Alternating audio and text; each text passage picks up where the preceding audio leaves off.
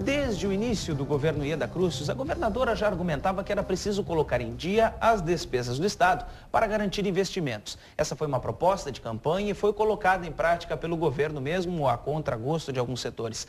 No caso do PSOL, as aparições do partido têm vindo mais às questões para denunciar fatos do que apontar efetivamente projetos. Vereador, qual seria a sua proposta de governo, então, de uma forma mais efetiva, assim? E como seria a sua relação com o empresariado, no caso do senhor chegar ao Palácio Piratini? Eu vou responder agora, mas eu quero rapidamente falar sobre a questão anterior dos projetos e chances eleitorais, né? Nós temos no nosso estado uma história. Em 54 houve a eleição impossível, 1954. Getúlio comete suicídio em agosto de 54, as eleições são em novembro. E o trabalhismo tem ali, professor Cristóvão, a melhor chapa da sua história. O candidato ao governo, Alberto Pasqualini. O candidato ao Senado, eram duas vagas, João Goulart e Rui Ramos. Uma chapa que era um torpedo puro eleitoral, puro sangue. E os melhores quadros da história. Não é? Bueno, a exceção do Dr. Brizola, os melhores quadros da história. E a direita, representada pelo PSD e o DN, tinha ali o Meneghetti, candidato ao governo, e o do Meneghetti. O senhor diz a exceção do Dr. Brizola, por que motivo? Ele porque eu acho que ele era superior. Não, ele era superior. E ele não estava naquela disputa. Sim. Ele não estava naquela disputa. Bom, e o do Meneghetti para o governo, Adroaldo Mesquita da Costa para o Senado e Daniel Krieger. Eram três nomes, assim, médios. Entende? E o PTB tinha três super nomes.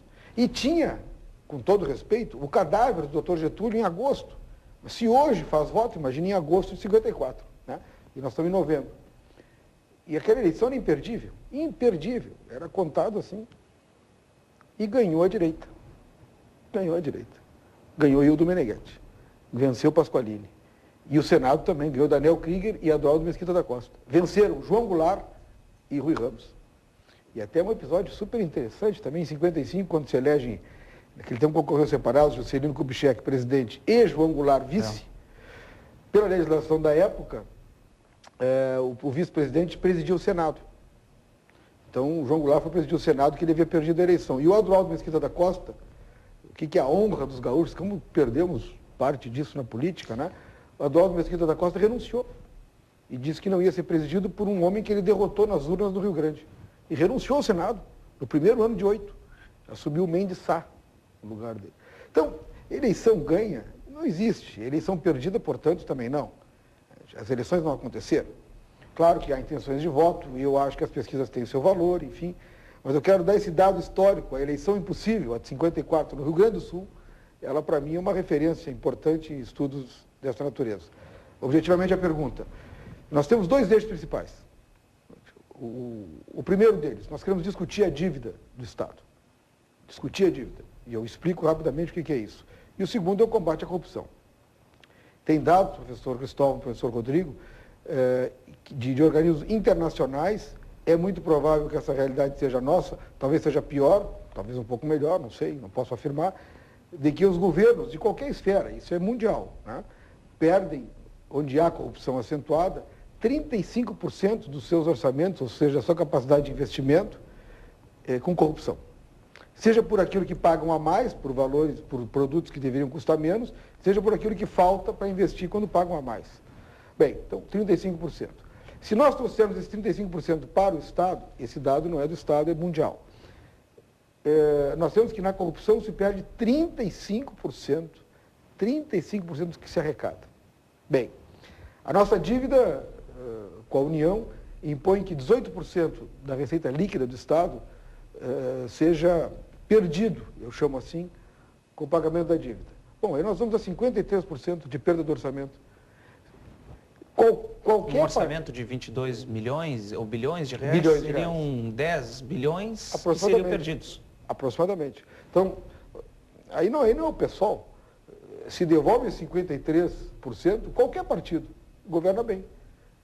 Como nós temos, né, clareza com relação ao combate à corrupção com eficácia e temos um debate sério sobre a dívida com a União, né, esse debate inclui necessariamente uma auditoria e depois um plebiscito para decidir, dependendo do resultado da auditoria, o que deve ser pago ou não, Bom, nós temos condições de aumentar a receita de uma forma muito simples, do ponto de vista contábil e matemático, mas forte politicamente.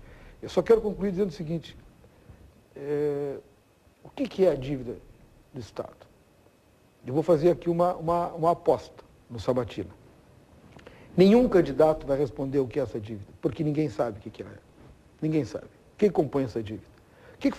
O que foi gasto com essa dívida? Foi o Hospital Presidente Vargas, foi feito? Foi o quê? Alguma BR?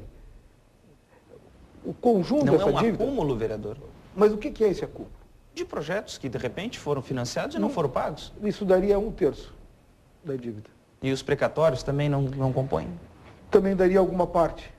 Mas aí tem multa, tem uma correção discutível, aí tem acréscimo de alguns valores, não dedução de outros. Em 99, no governo Olívio, o senador Simon disse o seguinte, há uma BR que eu não recordo qual é, há uma BR, portanto, federal, que foi construída com dinheiro gaúcho para compensar na dívida e não houve compensação. Esse é um episódio que eu guardei de 99, tem 11 anos esse episódio. Eu gravei essa entrevista do senador. Bem, quantos episódios desses nós podemos ter? Quantos? Quantas vezes não houve compensação? O que está... Se fosse um valor nosso, o cidadão que está nos assistindo agora, né, o telespectador da Ubra, ele paga uma dívida que ele não sabe qual é? Se ele recebe um carnê em branco, só com um valor e uma data de pagamento, ele vai lá pagar? Não vai pagar. Não vai pagar e não sabe que dívida é essa. Nós vamos questionar essa dívida com a auditoria. O que compõe a dívida? O que está ali incluído? E, portanto, o que pode ser abatido? Essa discussão, de forma inicial, e na minha avaliação, não correta, mas, de qualquer maneira, ela iniciou, teve um mérito. O ex-governador Itamar Franco, de Minas Gerais, naquele mesmo período entre 98 e 2002, não lembro que ano foi, acho que foi 99, ele usou esse argumento. Ele disse assim, eu não sei, e ele era governador de Minas Gerais, eu não sei o que é a dívida de Minas Gerais. O que está aqui nessa dívida que eu tenho que pagar X%? Então eu não pago. E tem um agravante, né, vereador Pedro Ruas? O atual governo, o governo Ieda Cruzius, aumentou essa dívida agora. É verdade. Nós temos uma memória viva a respeito disso, que foi na quantia de 1 bilhão e 100 milhões de dólares. E eu estou falando dólares e friso, porque foi uma dívida contraída em moeda estrangeira, em dólar. Naquela questão do financiamento do Banco Mundial? Do Banco Mundial, exatamente. Aqui, aprovado pela Assembleia Legislativa, inclusive com o voto dos deputados petistas na Assembleia. É pura verdade. Que até hoje eu não sei, não houve justificativa, eu desconheço a justificativa do Partido dos Trabalhadores para chancelar essa tonteria do governo de Ieda Cruz. Quer dizer, e aqui também é uma caixa preta. Onde é que está esse dinheiro?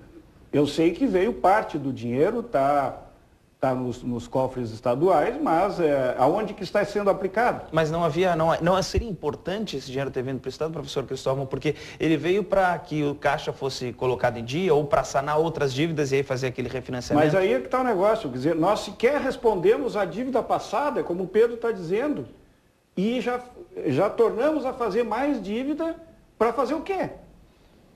O caos na saúde pública, o caos na educação pública. O sistema de transporte, a governadora teve o reconhecimento de que é caótico, passando todo o problema para o governo federal. Eu gostaria de pegar, de repente, E mais o fato que salienta o professor Cristóvão de que é em dólar. A variação cambial pode ser um desastre nesse caso aí. Vereador Pedro...